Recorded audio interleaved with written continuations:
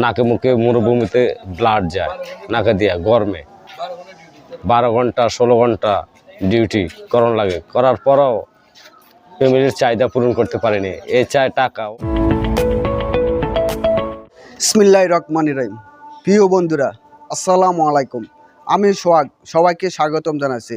আজকে আমি এমন এক ভাইয়ের সাথে কথা বলবো, যিনি দীর্ঘদিন প্রবাসে অতি কষ্ট মাথার ঘাম পায়ে পেলে শুধুমাত্র পরিবার প্রিয়জনের মুখে হাসি ফুটাতে দিনরাত পরিশ্রম করে গেছেন। সে দীর্ঘ পরিশ্রম, তার কি ত্যাগ আর কি অর্জন, সেই সব নিয়ে কথা বলবো। চলুন কথা না বাড়িয়ে ভাইয়ের কাছ থেকে বিস্তারিত জেনে নিই। আর হ্যাঁ, আমাদের আরও গল্প শুনতে, প্রবাসী ভাইদের কষ্ট একটু সার্থক করতে আপনার মূল্যবান লাইক, কমেন্ট, শেয়ার দিয়ে আমাদের সাথে থাকার অনুরোধ। আসসালামু আলাইকুম। আমার বাড়ি হাজীগঞ্জ, গ্রাম হানিয়াইন, জেলা চাঁদপুর। আমি 2001-এ বাহরাইন গেছিলাম, বহুত কষ্ট করলাম ওইখানে। বিলিং কানেকশনের কাজ,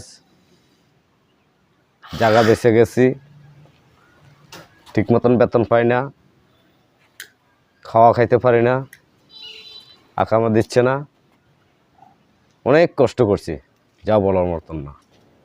ফ্যামিলিগত সমস্যা, ভাই বোনের সমস্যা, আত্মীয় স্বজনের সমস্যা, তারপর বাধ্যগত করলাম কি 2 বছর অনেক কষ্টে জীবনযাপন করে বাংলাদেশে চলে এলাম। আইসা এখন বর্তমানে টুকিটাকি ব্যবসা করি,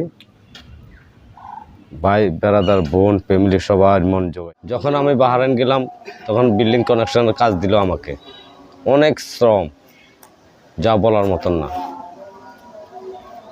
বিল্ডিং কানেকশনের কাজ দেখা গেছে নাকে মুখে মরুভূমিতে ব্লাড যায় নাকে দিয়া গরমে 12 ঘন্টা 16 ঘন্টা ডিউটি করণ লাগে, করার পরও ফ্যামিলির চাহিদা পূরণ করতে পারেনি। এই চায় টাকা, ওই চায় টাকা, ওই চায় টাকা, ঠিক মতন কফিলে দেয় না বেতন, পরে দিয়া আকামা দিচ্ছে না, পরে দেয় কী করম। অনেক কষ্ট, অনেক শ্রম দিয়া এর পরে 2 বছর অনেক কষ্ট জীবন কাটাইলাম। কাটানোর পরে তারপরে বাংলাদেশে চলে আসলাম। এখন বর্তমানে নতুন করে প্রবাসে যাইতেছেন, তারা দালালের চক্রান্ত পড়বেন না। আত্মীয় স্বজন যদি থাকে, তারা যদি বলে হ্যাঁ আমি দিতে পারম, ভিসা দিতে পারম, কাজ ভালো হবে, তাহলে তাদের মারফতে যাবেন। কোনো দালালের চক্রে পড়বেন না। চক্করে পড়লে মনে করলেন জীবনটা ছিলাম, ফ্যামিলির চাহিদা পূরণ করতে পারিনি। অনেক কষ্ট করছি বিলিং কানেকশনের কাজ করে ফ্যামিলির চাহিদা পূরণ করতে পারিনি। অনেক কষ্ট করছি, কষ্ট করার পরে 2 বছর আসছিলাম, থাকাকালীন পরে বাংলাদেশে আইসা নিজে টুকিটাকি ব্যবসা করতেছি। এখন ফ্যামিলির মন আস্তে আস্তে জোগাইতেছি। আমাদের আরও গল্প শুনতে, প্রবাসী ভাইদের কষ্ট একটু সার্থক করতে আপনার মূল্যবান লাইক, কমেন্ট, শেয়ার দিয়ে আমাদের সাথে থাকার অনুরোধ জানাচ্ছি।